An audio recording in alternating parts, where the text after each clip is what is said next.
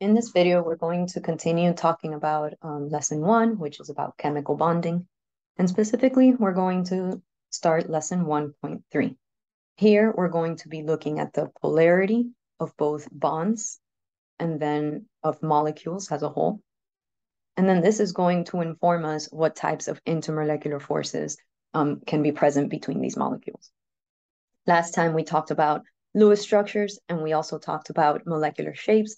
And these two concepts are going to be very relevant in what we will be doing today, since we need to be able to draw Lewis structures and know what their molecular shapes are before we can even determine the polarity. All right, so here are our learning objectives for today. We're going to learn about electronegativity, and we're going to use this to determine whether a bond is polar or nonpolar. We're also going to use the shapes of molecules to determine whether a molecule is polar or nonpolar. Note here in the learning objective 11, we're looking at whether a bond is polar or nonpolar, and then this will dictate whether then the molecule as a whole is polar. Okay, and then lastly, we're going to learn what intermolecular forces are, and then we're going to apply all this knowledge into a few examples. Okay, so what is electronegativity? Electronegativity is just a measure of an atom's attraction for electrons toward itself. It describes how much a particular atom wants electrons. So basically, it's how strong an atom can pull electrons toward itself. Okay, so the electronegativity values have a trend on the periodic table. You will see that they increase going up a group and then across a period. So if I'm comparing, for example, fluorine, these values here are electronegativity values. So you can see that as I go to the right on my periodic table, the values increase. And then if I compare fluorine with the other halogens, chlorine, bromine, and so on, you'll see that the electronegativity values increase as you go up a group or a column. Okay. So this means that because of this trend, the overall electronegativity trend is in a diagonal in this way. So that means that fluorine is actually going to be the most electronegative atom. Okay, so let's use these trends. You don't need to have the electronegativity values in order to be able to compare different atoms to each other and be able to determine which one is going to have a higher electronegativity value, meaning which atom is going to pull electron towards itself more strongly. Okay, so here we want to rank the atoms in each group in order of increasing electronegativity. So in A, we have silicon, which is here. We have phosphorus, and we have sulfur. Okay, so recall that your electronegativity values increase in this direction. Okay, so if we want to rank them in order of increasing electronegativity, they actually are already in the order of increasing electronegativity. So this is already correct. All right, let's look at the next one. Let's use a different color. Right, we have beryllium, then we have magnesium, then we have calcium. Okay, so we need to write them in increasing electronegativity. So in this case, your electronegativity increases in this direction. So this means that calcium has the lowest electronegativity value. Then comes magnesium, and then comes beryllium. Okay, let's do the very last one. So this is something that you need to be able to do in order to do the rest of the problems in this lesson. All right, so in C, we have selenium, we have chlorine, and we have bromine. Okay, so here we're going to have to use both trends, meaning the one going across the period and the one going up a group. So first, let's just compare selenium and bromine. Okay, obviously, selenium is going to have a lower electronegativity because it increases toward the right. So that means bromine will come after selenium. Okay. And then now let's compare bromine and chlorine. Bromine is going to have a lower electronegativity value than chlorine because it increases in the upward direction in a group. Okay, so this will be the correct ranking in increasing electronegativity. What this means is that chlorine, for example, will pull electrons toward itself more strongly than bromine will, and so on. Okay, so why are we talking about electronegativity? Well, electronegativity differences can lead to unequal sharing between atoms in a bond. Okay, so up to this point, we haven't talked about the differences in sharing. We have just said a covalent bond is just the sharing of electrons. But it turns out that sometimes electrons are shared equally and sometimes they're shared unequally. Here we're talking about the unequal sharing. Okay, so let's consider a covalent bond between oxygen and hydrogen. So now we're going to add a little bit of nuance here, okay? So oxygen is going to be more electronegative than hydrogen because oxygen is more towards the right on your periodic table than hydrogen. This means that on average, the shared electrons are more likely to be found near the oxygen atom than near the hydrogen atom. And that's what this is showing here. So all of these little dots are just electrons. You can think of it as just the probability of electrons being in any of those positions. And what you'll see is that there is a higher area where these dots are located around the oxygen. This is just to depict the idea that electrons are more likely to hang around oxygen than they are to hang around hydrogen. Okay, and this is because, again, oxygen has a higher electronegativity value than hydrogen. So it is better at pulling electrons toward itself. So let's look at how we denote this. So when we have unequal sharing of electrons, this is going to result in a partial charge. Notice that it's partial charge. It's not a true charge like we have encountered with ions, whether it's a cation or an anion. Those are true charges. These are going to be partial charges, okay? And this is what we call a polar covalent bond. So how are we generating these charges? Well, that's because since oxygen has a higher electronegativity value, it's going to pull electrons toward itself just a little bit more than hydrogen can do it. You can think of this as a tug of war over the electrons, okay? So if oxygen can pull the electrons toward itself a little bit more, it's going to give it just a slight negative charge. And that is what is denoted by this delta sign here. So this delta minus is just letting the reader know that oxygen is the more electronegative atom, and therefore electrons are slightly pulled toward itself. And so it gives it this slight negative charge. But again, it's not a complete charge like ions, okay? All right, so if the electrons are being pulled toward oxygen, then that means that hydrogen is going to be just slightly positive because it is not able to pull those electrons toward itself, and it's actually getting pulled away from hydrogen. Okay? So in order to denote the direction in which the electrons are being pulled, we use this arrow here, okay? And we call this a dipole moment. Dipole just means that you have a separation of partial charges, okay? That's what a dipole means. So one way to remember how to draw this arrow is that this side here looks like a positive sign, okay? So this part of your arrow should be toward the delta positive part, okay? So the less electronegative atom. And then the arrow points towards the more electronegative atom. Okay. So here, again, delta minus, delta plus. This only happens when you have unequal sharing of electrons. And unequal sharing happens when one atom is much more electronegative than the other. Okay, that is just a summary there of what we just talked about. Okay, so now let's look at equal sharing. So we just talked about the unequal sharing, which happens when the electronegativity values are different between the two. But now we can talk about equal sharing of electrons. Okay, this will not generate a partial charge because electrons are being shared equally. And this is what we call a nonpolar covalent bond. So let's consider the oxygen molecule, O2. Okay. O2 looks like this. It's a double bond, and then it has lone pairs. Okay, this is the Lewis structure of O2. And I've depicted O2 here in the bottom of the slide. Okay, so what is the electronegativity difference between the two oxygens? Well, it's going to be 0 because they are going to pull electrons toward itself equally. So this tug of war here is null. The electrons are not being pulled more one way than the other. Okay, so this is the nonpolar covalent bond. So now there are two types of covalent bonds that we just talked about. We talked about the situation where you have a polar covalent bond and a nonpolar covalent bond.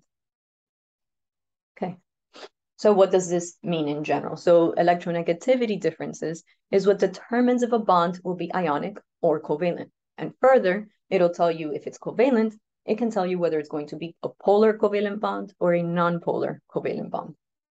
Okay, so the degree of bond polarity is actually a continuous function. So that is what's being shown here. These are the values of electronegativity. And depending on how different the values are between the two atoms that are bonding, that will determine whether you have something nonpolar like the case here, where you have 2 chlorine atoms, and therefore the electronegativity difference is 0. Here, so that means that it's going to fall in the nonpolar region. Here we're considering a hydrogen-fluorine bond. Here you're going to see that fluorine is very electronegative, and it's the difference between the electronegativity of fluorine and the difference with hydrogen is going to be somewhere here in this region, okay? And when the difference is within that region, we're going to have a polar covalent bond, right? And then if the difference is very, very, very large, as is the case for when you have a non-metal and a metal bonded together, that is going to fall under the region of an ionic bond. So you can think of bonds as, again, this tug of war of electrons, where depending on how strong these electrons are pulled, if they are pulled completely towards another side, that is what we've been referring to as a transfer. Okay? And we can explain that quantitatively by using these electronegativity differences. Again, so if there's a large electronegativity difference, then the electron will be transferred and the bond is considered ionic. So it has to be very large. The difference has to be between 2 and 3.3. Okay. Covalent bonds, again, they can be either polar or nonpolar. Okay. And whether they're polar or nonpolar depends on the magnitude of the difference between the 2 atoms in their electronegativity values. I do want to note that these values, they are approximate. So they are not perfect predictors, but they are close. Okay. All right. So what does this look like within a molecule? How do we denote these things? All right. So in this slide, I mostly want to introduce this notation of how we are going to sometimes represent molecules in a very concise way. So what this molecule here is showing is that I have a carbon bonded to another carbon. Okay?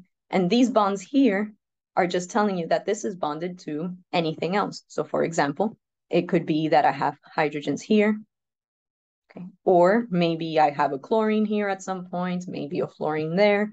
It doesn't matter, okay? The point of this kind of depiction is just to focus in on what we're interested in looking at, which is these 2 carbons. But do understand that these bonds here, these dashes here are representing, are communicating that that carbon is also bonded to something else. But that something else here is not important. So I'm going to go ahead and erase those so we can focus in on the 2 carbons that we are looking at. So the difference in electronegativity values between these 2 carbons, the electronegativity value of carbon is 2.5. Their difference, when we take 2.5 minus 2.5, this is just 0. And if it's 0, that means that it's going to be a nonpolar bond. Let's look at this other bond, this carbon-hydrogen bond. Again, these dashes up here are going to be some other molecule maybe, okay, or some other atom, sorry. But again, that's not important because right now, all we are looking at is this hydrogen. That can be anything. Okay, so we're looking at the carbon-hydrogen bond. Hydrogen has an electronegativity value of 2.1. So what this means is that if I look at the difference, this is going to be 0.4. Okay? And this is going to be right at the cusp between a bond that is polar or a bond that is nonpolar. Okay? This bond is actually going to be nonpolar because it's 0.4. If it was greater than 0.4, then it would be polar. So the reason I'm pointing this out is because in organic chemistry, which is going to be the next section that we're going to be covering, the carbon-hydrogen bond is very, very common. And it is important to realize that this bond is going to be nonpolar. Okay, and this is going to be very important in understanding properties of organic compounds and their reactions. Okay, so what we can say here is that this is a nonpolar bond. This carbon-carbon bond is nonpolar. This carbon-hydrogen bond is also nonpolar bond. Now let's look at a polar bond. Okay? So bonding between atoms with different electronegativities will yield a polar covalent bond. We can also call this a dipole. So when I use the term dipole or a polar covalent bond, I'm talking about the same thing. Okay. So when you have a polar covalent bond, you're going to generate partial separation of charges. Okay, you're going to generate partial charges. So let's look at this notation here. So right now we're looking at this carbon and this oxygen, and we want to determine whether the bond between the 2 is polar or nonpolar. The first thing you need to do is look at the electronegativity values of carbon and oxygen. So if you look at oxygen, it has an electronegativity value of 3.5. Carbon is 2.5. So this means that we have a difference of 1.0. And if you look at your scale, the one that I introduced here, 1.0 is in the region of a polar covalent bond. So that means this carbon-oxygen bond is going to be polar. Specifically, so this bond here is polar. Specifically, oxygen is the more electronegative atom. So it is going to have a partial negative charge. So you have to denote it in this way. The carbon is going to have a partial positive charge because the electrons are being pulled toward oxygen. And then make sure you draw your dipole arrow, where again, this little part of the arrow goes towards the partially positive atom, and then the arrow goes towards the partially negative. Okay. All right, so now up to this point, we're talking about bonds, okay? So the polarity of a bond. Right? Now we're going to zoom out a little bit and we're going to talk about the polarity of molecules. All right, so electronegativity and polarity of molecules. The classification of a molecule, and we're talking about molecules now, not bonds, as polar or nonpolar depends on the polarity of the individual bonds, but it also depends on the overall shape of this molecule. Okay, so let's look at this first molecule down here. What we're going to see is that nonpolar molecules, they will generally have no polar bonds, okay? But also, they will have bond dipoles that cancel. So what does that mean? So let's actually look at the second molecule to explain that point. So we have this molecule here. You'll see you have boron in the center and then fluorine bound around it. Okay, there are 3 fluorines bound. So you're going to see that these little arrows here are telling you that fluorine, being more electronegative than boron, is pulling the electrons toward itself. So what this means is that fluorine has a partial negative charge, boron is going to have a partial positive charge. So all of these fluorines have partial negatives. But now recall, what is the shape of this molecule? So first we identified that there are polar bonds, okay? So it does have polar bonds, it has 3 polar bonds. But also, now let's consider the shape. The shape of this is trigonal planar. And trigonal planar molecules have the bonded atoms here, in this case it's fluorine, equidistant from boron, meaning they are all pulling in equal directions. What that means is that these pulls are actually going to cancel, okay? These dipoles, they cancel. So what that means is since everybody is pulling in the same direction, equidistant from each other, there isn't really going to be a moment where the entire molecule has a partial positive or a partial negative charge. So what this means is that these guys cancel. And so therefore, even though you do have polar bonds, you do not have a polar molecule. Your molecule as a whole is nonpolar because of its shape. Okay? Let's look at this molecule here. This molecule here, this is going to be NH3. Here, what you notice is that your dipole arrows, they are going towards the nitrogen. And then at the very top, you have a lone pair, which is very electronegative because they are electrons. So what this means is that because all the electrons are being pulled toward nitrogen, so let's go ahead and draw our partial charges. Nitrogen is partial negative because the electrons, nitrogen is more electronegative than hydrogen, and then hydrogens are all partial positives. Okay, and that is why our arrow is pointing towards nitrogen. So what this means is that since everybody is being pulled in the same direction, since all the electrons are being pulled in the same direction, overall, we have a charge that is a net dipole. That's what this here means. This means that overall, there is a charge that moves up in the molecule. So what this means is that not only are there 3 polar bonds in this molecule, but as a whole, because those bonds do not cancel, all those dipoles are considered to reinforce each other. And therefore, yes, we have polar bonds, but then we also have a polar molecule. And that's because of its shape. The shape of this is trigonal pyramidal. Okay. All right. Let's look at this first molecule here. This one here. Again, the first thing that you do in order to determine whether you have a polar molecule or not is look at whether there are polar bonds. First, we notice that oxygen is more electronegative than carbon. This gets a partial negative. This gets a partial positive. So what this means is that we at least have a polar bond. Additionally, because this molecule is trigonoplanar, all these atoms are going to be equidistant from each other, the two hydrogens and the oxygens.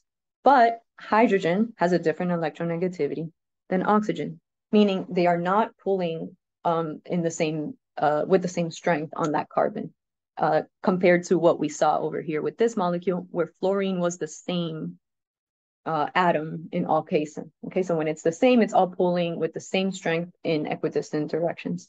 In this molecule, oxygen is going to pull more strongly than hydrogens. So what this means is that there will be a polar molecule, meaning there is a net dipole in this direction. Okay. So that's why we have a polar molecule. We have a polar bond, and we also have a polar molecule. Okay, let's look at our very last one here. This is going to be a tetrahedron. The shape of this molecule is tetrahedron. Okay, first thing you want to do we have polar bonds? Yes, we do have polar bonds. Chlorine is much more electronegative than carbon. So carbon is positive. Okay. And so what this means is that these hydrogens, this carbon-hydrogen bonds, remember, this is nonpolar. So the carbon-hydrogen bond, that's why I haven't written any partial positives or negatives. It's because the carbon-hydrogen bond is nonpolar. So what this means is that fluorine will be pulling electrons toward itself, creating this net dipole in this direction. Okay. So we have polar bonds. Additionally, because these are not all chlorines, you have two chlorines and two hydrogens, you will actually create a net dipole. If you had a molecule that was tetrahedral, that was all chlorines, this molecule, although it does have polar bonds, because this will be partial negative, this will be partial positive, because it is all chlorines, they are all pulling with the same direction or the same strength, and it's a tetrahedral structure, this molecule would actually be nonpolar. Okay, because of the shape and the fact that chlorine is what is pulling on all of the sides. But in the case where you have chlorine pulling on just two of the sides and hydrogen is located in the other one, this is actually going to create a polar molecule because you'll now have a net dipole. All right, let's apply everything we've talked about before we continue on to talk about intermolecular forcing. All right, so here we're going to label the polar bonds and then decide if each molecule is polar or non-polar. Right? First thing is, do we have polar bonds? Carbon-hydrogen bonds, are those polar? No, they are not polar. Carbon-carbon-hydrogen bond, carbon-carbon bonds, are those polar? Well, no, because carbon and carbon have the same electronegativity, so that's not going to be polar. Okay? So basically, we have no polar bonds. So if we have no polar bonds, no polar bonds, and if we have no polar bonds, that means the molecule is nonpolar. It is a nonpolar molecule. All right, let's look at B. So we have polar bonds. Again, already we said carbon-hydrogen bonds. Those are not polar. We have another carbon-hydrogen bond here that is also nonpolar. However, carbon-oxygen bond, again, this is going to be a common bond that we're going to see in organic molecules. This is polar because oxygen is more electronegative than carbon. So it'll have a partial negative charge. That means that my dipole arrow goes in this direction. Okay.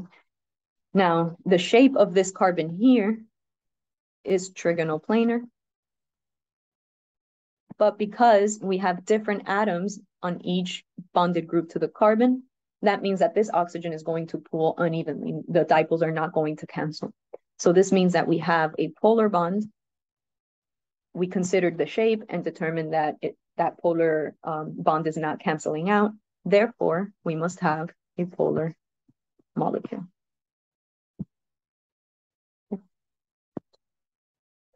So now let's look at this question. Let's explain why CHCl3 is a polar molecule, but CCl4 is not. So this is similar to what I talked about in the previous slide. The first thing you want to do is, of course, when you're trying to determine this, we first need to draw the Lewis structure for this. So carbon, we know, is going to be the central atom because carbon, if it's present, it will always be the central atom. So I have put down carbon. So this is where the knowledge of lesson 1.2 is going to come in knowing how to draw Lewis structures. So we have our carbon. It has 4 valence electrons. Okay. Then we have 3 chlorines and 1 hydrogen. So chlorine has 1, 2, 3, 4, 5, 6, 7 valence electrons. because it is in the 7th group here. And so that means that this one electron that is by itself is going to pair with one of the electrons of carbon.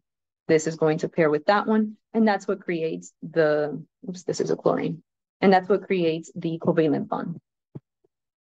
These are going to pair. And then lastly, I have already put down 3 chlorines. Now I just need a hydrogen. Hydrogen has just 1 valence electron, and so it's going to pair there. So if I draw it correctly to the correct shape, this is tetrahedral. So how we depict this is like this. Okay. Alrighty. So now let's do CCl4 before we start to determine the polarity of these molecules. CCl4 is the same idea. You already know carbon has 4 valence electrons, and then we have 4 chlorines around it. So that just means that instead of having this hydrogen, we're going to have a chlorine. So I'm just going to go ahead and draw that molecule, and it has chlorines all around. Okay.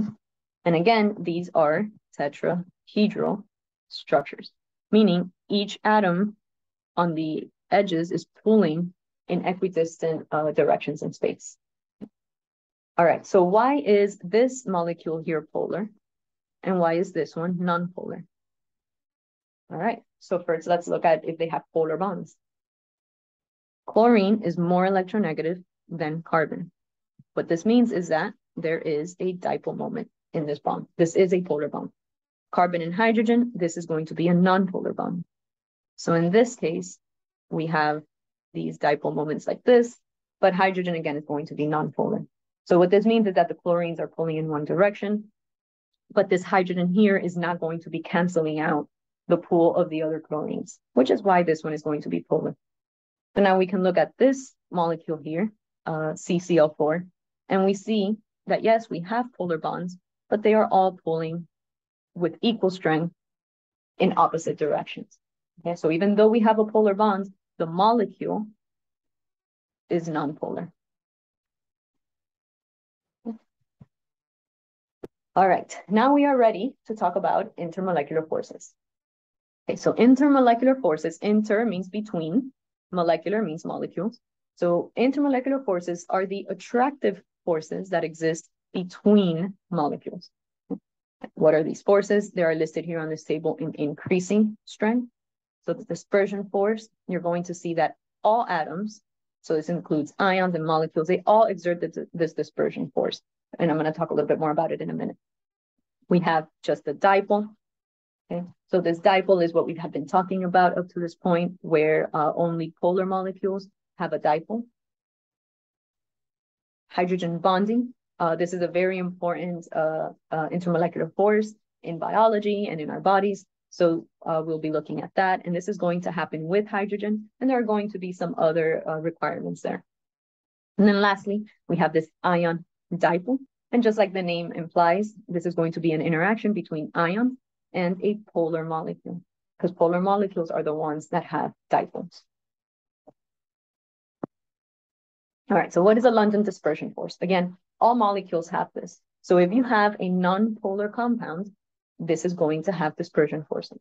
So what is a dispersion force? It is a very weak interaction. It's going to be the weakest one. And it's due to momentary changes in electron density in a molecule. So it is important to realize that nothing in life is really static. Okay? So electrons are not going to be constantly equally distributed around a molecule. There will be small fluctuations every now and then. And this is what the dispersion force is. So that is what is being denoted here. There are some partial positives here, some partial negatives. But again, it is very momentary. It is very transient. It exists for a very small amount of time and then it dissipates. Okay? So all covalent compounds will exhibit London dispersion forces. All of them, whether they're polar or non-polar, they will all exhibit this. And then the larger the molecule, the larger the attractive force. Okay. So if you are comparing 2 molecules, and we'll do this in a minute, the larger molecule is going to have a higher surface area of momentary partial positives and partial negatives, and that's going to make it stick together a little bit more, giving it a stronger force. Okay. Now let's consider dipole-dipole interactions. In order for it to be a dipole-dipole interaction, you must have a polar molecule, okay? Because that's when you have a dipole. So for this, the attractive forces between the permanent dipoles of two polar molecules is what we mean by a dipole-dipole interaction. So let's say I have formaldehyde. Okay, we have seen this molecule in this presentation already. We talked about oxygen having that partial negative, carbon the partial positive, right? So what this means is that we have a dipole moment in this direction, and this is a polar bond. Okay? So what this means is that if you have one formaldehyde molecule and then another formaldehyde molecule, and here is a third, what this means is that the partial negative part of your formaldehyde molecule will have an interaction with the partial negative charge of a different formaldehyde molecule. Okay. So it is the fact that one formaldehyde molecule has this partial negative and partial positive dipole. Okay. Because it has a dipole, it can interact through this dipole-dipole force with other formaldehyde molecules. Now let's consider hydrogen bonding. Again, this one's going to be very important. So this one is one that we really need to understand for this course. Hydrogen bonding occurs when a hydrogen atom bonded to an oxygen, a nitrogen, or a fluorine. Okay, so the hydrogen atom participating in hydrogen bonding has to be bonded to an oxygen, nitrogen, or fluorine. And then there will be an electrostatic attraction to a different oxygen, nitrogen, and fluorine, meaning an O, N, or F on another molecule. Okay. So again, the important part to remember here with intermolecular forces is that we are considering the forces between molecules. So let's look at water as an example of this. Okay, water-hydrogen bonds. What does this mean? Well, it means that this hydrogen, so these white spheres are hydrogens, and these are going to be oxygens. Again, there is a dipole here. Okay. But that is actually not really going to be completely relevant here. This is the reason why hydrogen bonding exists. But let's just look at how to classify a hydrogen bond by just looking at an atom, okay, or a molecule.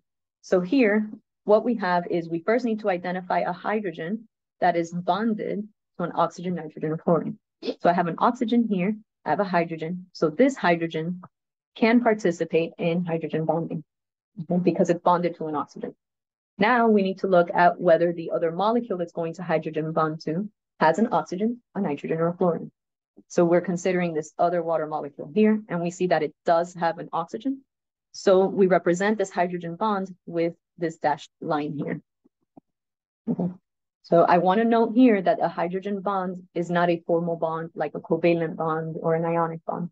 Okay. We call it a bond because it has some sort of decent strength, but it's not a real bond. Okay, in that way, in the way that a covalent and an ionic is. This is more of just an attraction. Okay, so basically here, this is what we call the hydrogen bond, is that interaction with hydrogen and oxygen. Let's look at another example, okay? So here's another way to say what I just said in the previous slide, the rules for identifying whether you have a hydrogen bond between molecules or not. Okay, so a hydrogen bond force, so it is a force, it's not a bond, it's a force. It's a special kind of intermolecular force that acts between molecules that pass these two tests that we just talked about. Each molecule must have one of these electronegative atoms, O, N, or F. It has to have those. Both of them have to have that. The electronegative atom in one molecule must be chemically bonded to a hydrogen atom. Okay, and the electronegative atom in the other molecule must have at least one lone pair. Okay, so this is just restating what's in the previous slide in a slightly different way. Basically, the electronegative atom in one molecule must be chemically bonded to a hydrogen. This means hydrogen must be bonded to an oxygen, nitrogen, or fluorine if it's going to make a bond. Okay, so let's consider HBRO to put those two rules into context. Okay? So HBRO, first draw your Lewis structure. It's going to look like this. Oxygen is your central atom because it can make two bonds. It's going to make one bond with bromine, the other one with hydrogen. Okay, so that's HBRO. Now let's consider HBRO bonding, hydrogen bonding with itself.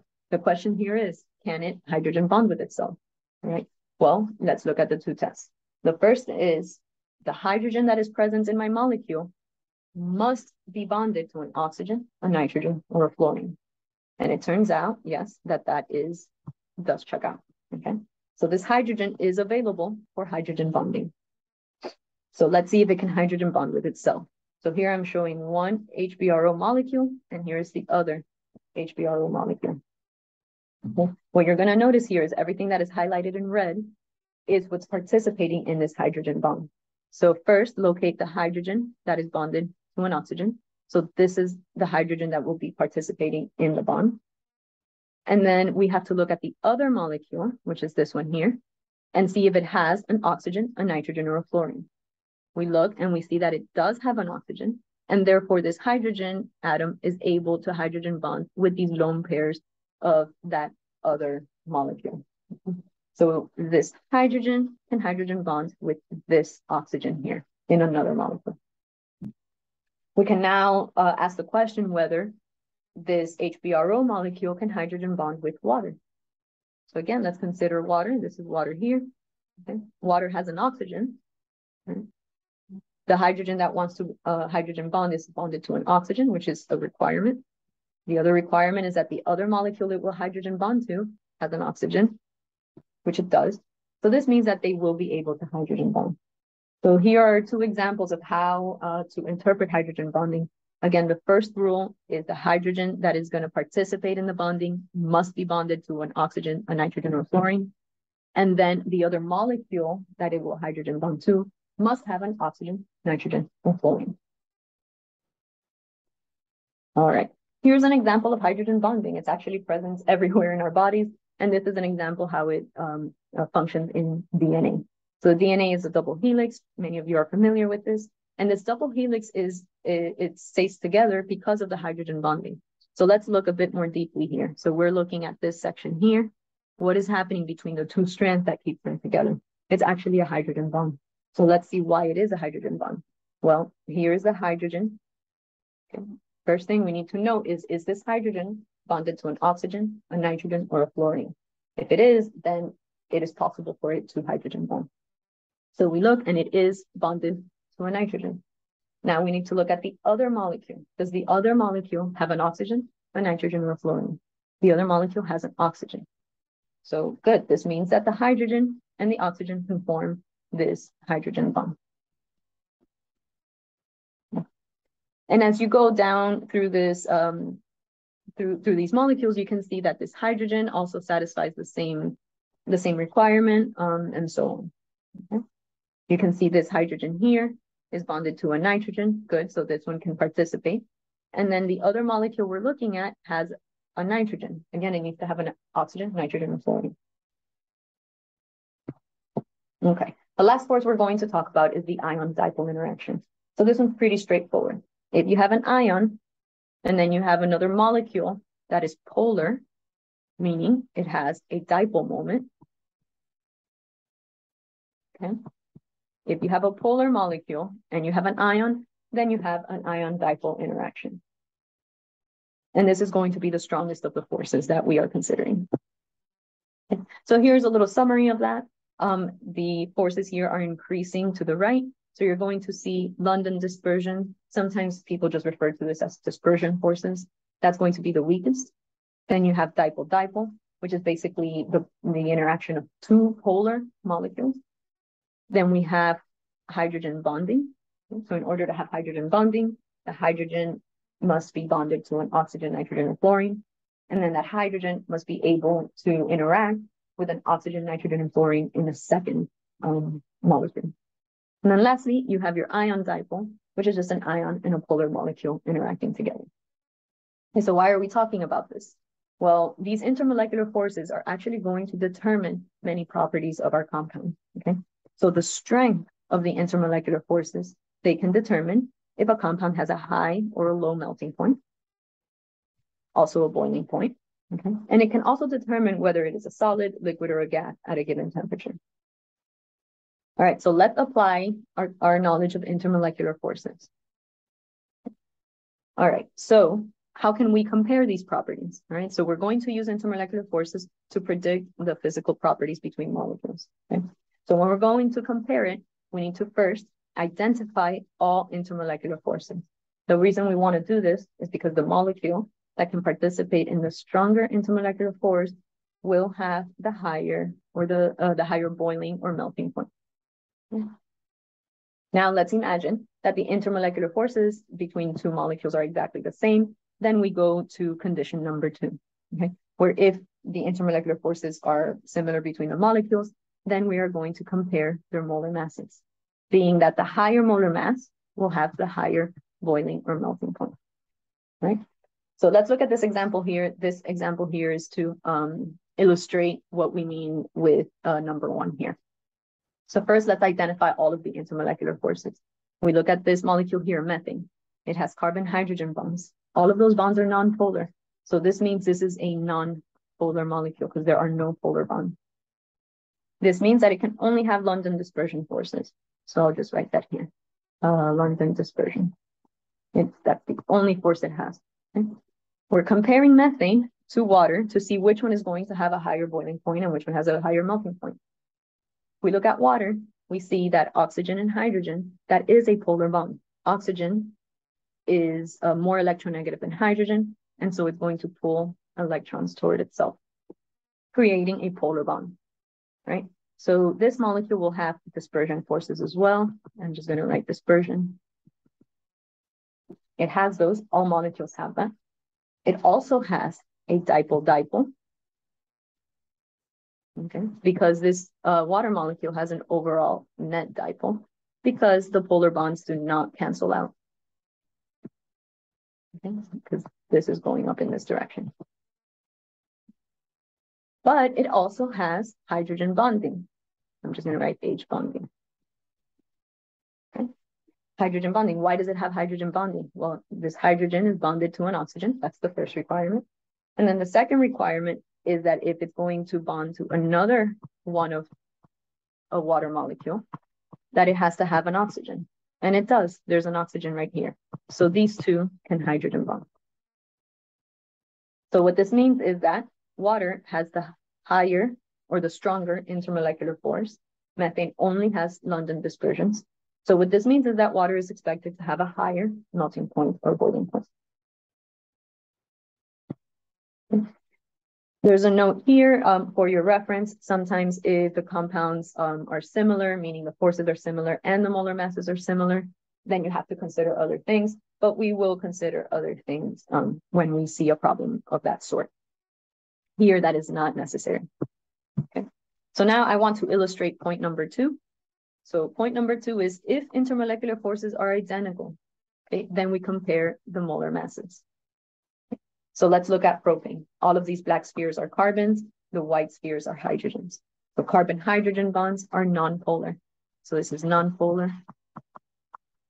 Right. Let's look at butane. Again, carbons and hydrogens, that's going to be nonpolar.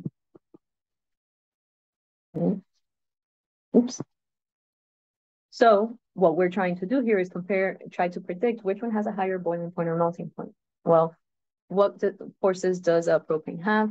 It only has dispersion forces or London dispersion. Both are the same thing, okay? Because it's nonpolar. It doesn't have a dipole-dipole because you need a polar molecule for that.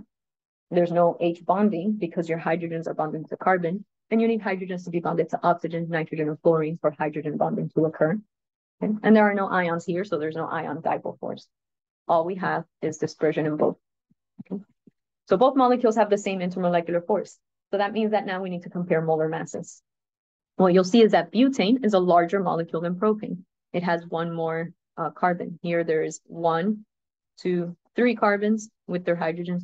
Here it's 1, 2, 3, 4 carbons. Going to have a larger mass. It's a larger molecule. So what this means is that we expect butane to have a higher boiling point and a higher melting point relative to propane.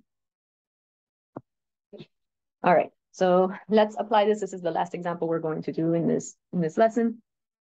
So here we're going to rank the elements or the compounds in the table below in decreasing order of their boiling points. So 1 is going to get the highest boiling point.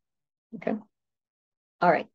So the first thing we want to do is let's look at our molecules. All right. I have attached the little intermolecular force list here for your reference. So we have 2 big organic molecules because they have carbon. Then we have argon, which is a noble gas. Then we have chromium, which is a metal. Here we have a metal. Metals are almost always going to have a higher boiling point because metals are generally solid at room temperature. So this one is going to have the highest melting and boiling points. Okay. Here they are asking for boiling points. Okay. Then the other thing I will note is that I have argon, which is a noble gas. Noble gases, they are gases at room temperature. Therefore, because it's a gas at room temperature, it is going to have the lowest boiling point. It's already gas at room temperature. So now all that's left is to look at these two molecules. So the first thing we need to do, if we want to distinguish which intermolecular force it has, we first need to determine if there are any polar bonds, okay, and if whether they can hydrogen bond. Okay, so first, let's look at molecule A. Here we see oxygen and carbon bond. This bond here is going to be polar because oxygen has a higher electronegativity value, so it'll be delta negative, carbon delta positive. That makes that bond polar, okay? So this bond over here is also polar. So we have a polar molecule. The polar molecule. So this means so far, this molecule has dispersion because all molecules have that. It also has a dipole because it's a polar molecule. So it has dipole-dipole. Now the question is, does it have hydrogen bonding? Well, let's find the hydrogens. All of the hydrogens in this molecule are bonded to carbon. So that means it cannot hydrogen bond because its hydrogen must be bonded to oxygen, nitrogen, or fluorine if it's going to hydrogen bond. So there is no hydrogen bonding here. All right, so now let's compare to the forces in the other molecule. We have nitrogen bonded to a carbon. This bond here will be polar because nitrogen is more electronegative than carbon. Okay, so this bond here is polar. Nitrogen has a partial negative, carbon partial positive. This oxygen here also, there's going to be these net. Okay, oxygen is more electronegative than hydrogen. So again, we already see that there are polar bonds and that these polar bonds do not cancel each other out. Therefore, we have a polar molecule. Okay. All right, so this is going to have dispersion. Since this is a polar molecule, it will also have dipole-dipole. And then lastly, the other one we want to consider is hydrogen bonding. Can this one hydrogen bond? Well, let's look for a hydrogen. Here's one hydrogen. Is this hydrogen bonded to an oxygen? Yes, it is. Okay. So this hydrogen is available for hydrogen bonding. Now the question is, if we had another molecule like this one in our beaker, okay, can this hydrogen bonds with another molecule just like this one? Well, the molecule would have to have a nitrogen or an oxygen available for the interaction. And we see that it has a nitrogen here that could interact with another molecule that has this hydrogen. And it also has this oxygen that could participate in the hydrogen bonding. So this means it can have hydrogen bonding. So as you can see, this molecule here has a stronger intermolecular force than the molecule in A, which at most it has dipole-dipole. So what this means is that molecule B is going to have a higher boiling point because it's going to require more energy to disrupt these hydrogen bonding forces than it will need to disrupt the dipole-dipole. So what this means is that this one is going to be ranked number 2, and this one will be ranked number 3. So that wraps up what we are talking about in this lesson. So I just want to recap our learning objectives here. We learned about electronegativity, okay? And that's what allowed us to determine whether a bond was polar or non-polar. And then depending on whether we have a polar bond, we then determine whether a molecule was polar or non-polar, which required that we know what a bond is, if it's polar or non-polar, but we also had to consider the shape of the molecule. Because sometimes you can have a polar bond, but if the shape cancels all of those dipoles out, then we will have a non-polar molecule. And then lastly, we used polarity or something being non-polar in order to be able to determine the types of intermolecular forces that can exist, and that allowed us to predict whether a particular molecule will have a higher boiling or melting point than another. And that concludes the entire lesson 1 that includes chemical bonding.